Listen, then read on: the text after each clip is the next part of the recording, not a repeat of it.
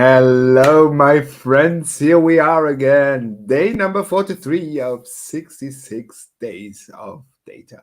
And we are approaching the 2/3 mark, which will happen later today because we're going to do just again 2 videos today.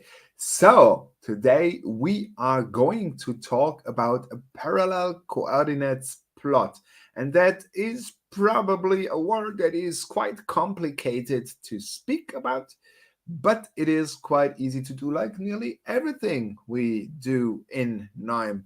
But before we basically switch over to the computer, let me just quickly share some few announcements.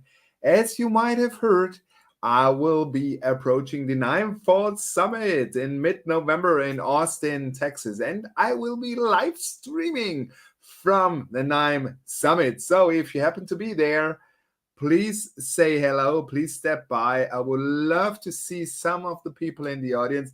Just say that you've probably seen me on YouTube. I would be so amazed if you do that. So thanks a lot. That totally motivates me to make more of this free stuff for you guys. And we will do some reporting. So why should you attend the KNIME Summit? There are many, many reasons, but maybe the most important one is the training. Besides wonderful sessions and awesome food and funny people all the way, the training sessions are really, really, really special.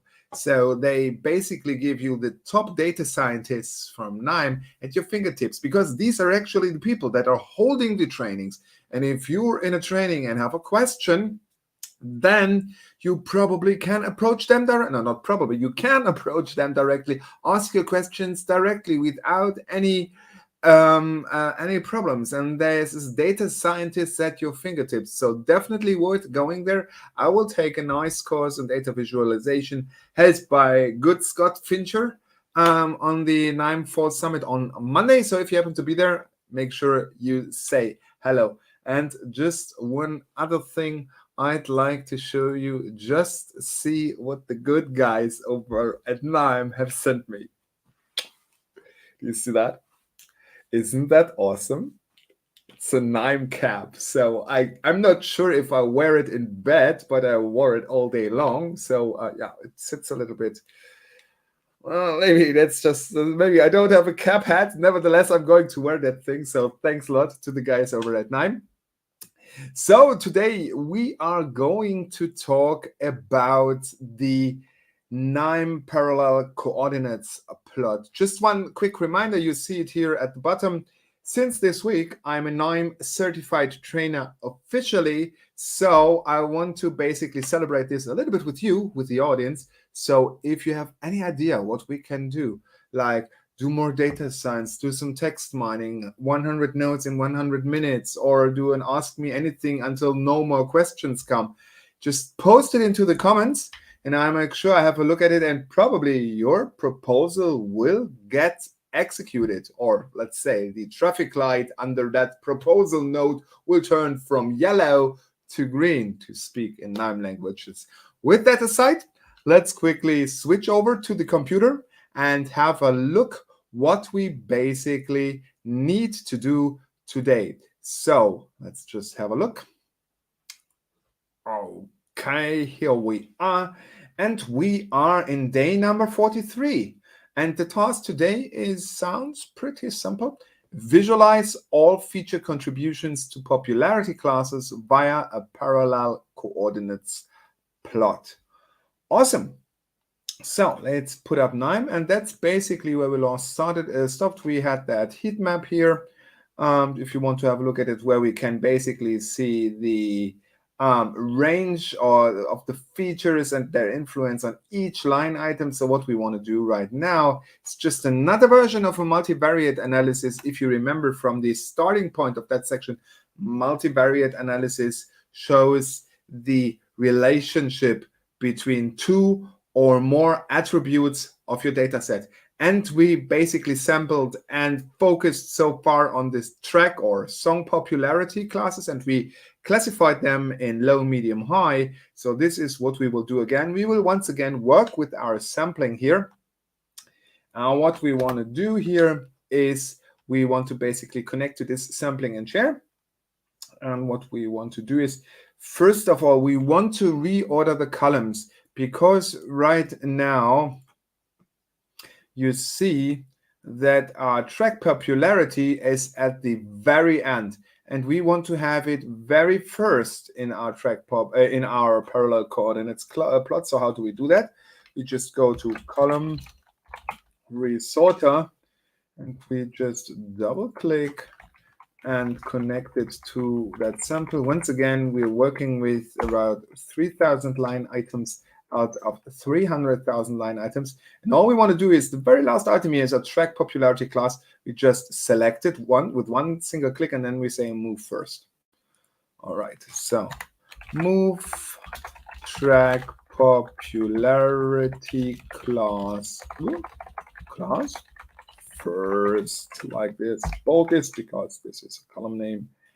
So execute. And now we see the track popularity class is at the very beginning. So why do we need to do that? Let me quickly show you. Parallel coordinates is what we want to do next. So we now have the track popularity at the very beginning. So let me give you an overview how it looks if we would just execute it as it is. Let me show you. Wait until it turns up. It needs to calculate a little bit. By the way, that cap is really awesome. They have pretty cool designs. Yes, that is some kind of information that we see here, but quite honestly, not really helpful. So you could not read the headings. You could not differentiate which goes where, which of the attributes influences which of these categories here.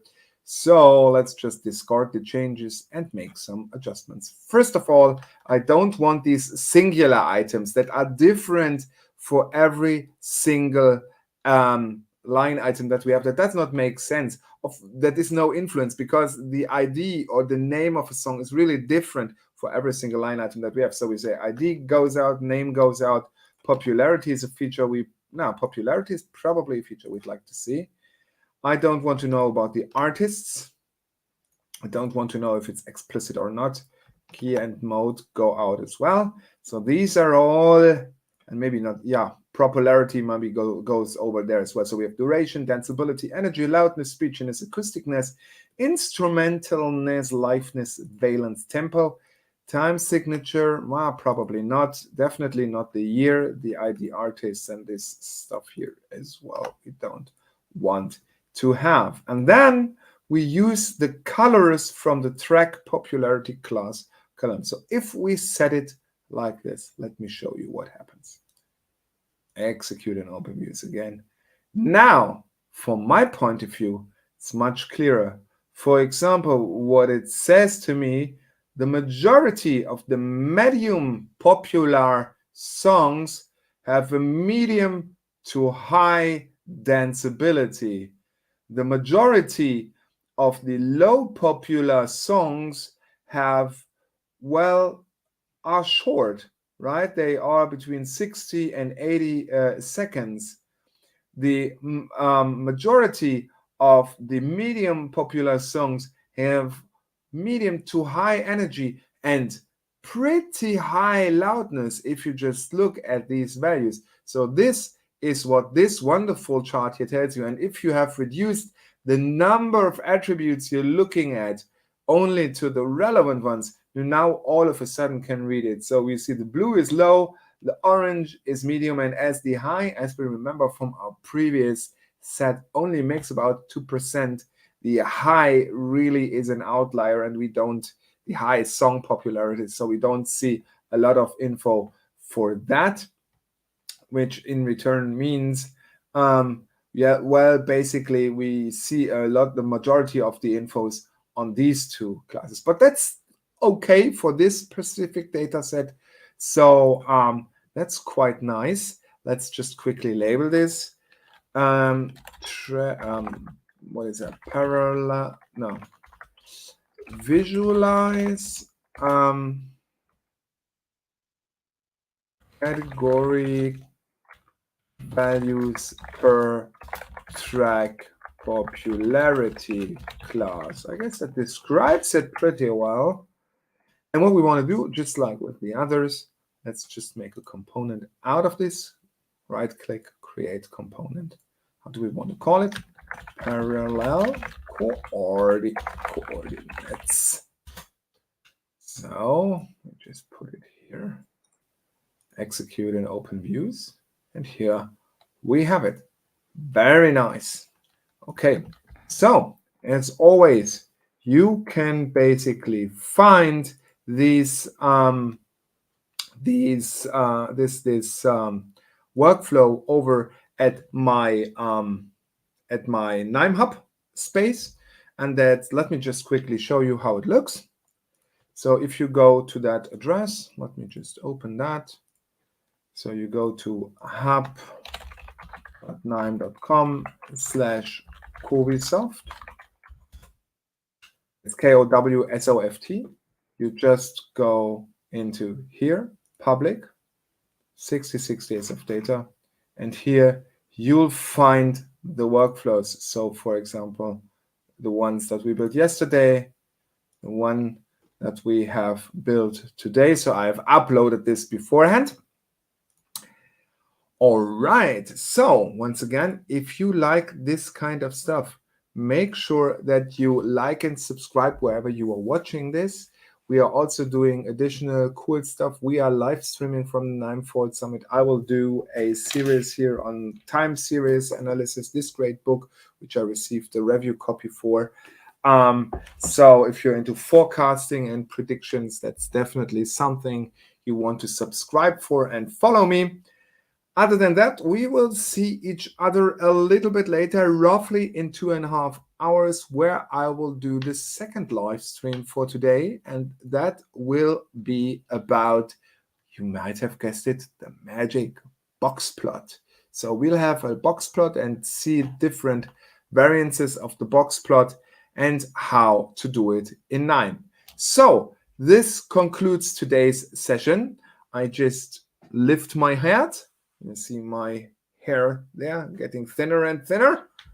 And we will see each other probably in roughly 2.5 sessions, if you like, on the next session of 66 days of data with KNIME. See you there, and bye-bye.